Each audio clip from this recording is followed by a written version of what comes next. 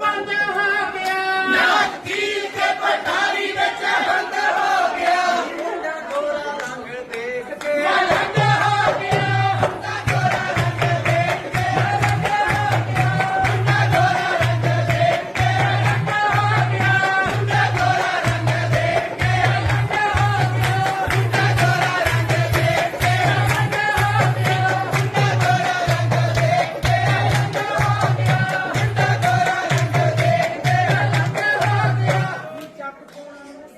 ਨੀ ਚੱਕ ਪੋਣਾ ਨੀ ਸਾਗ ਗਲੀਆਂ ਪਹਿਲੀ ਗੰਦਲ ਹੱਥ ਪਾਇਆ ਜਾਲ ਨਾ ਮੈਂ ਕਿਹਾ ਪਹਿਲੀ ਕੰਦਰ ਹੱਥ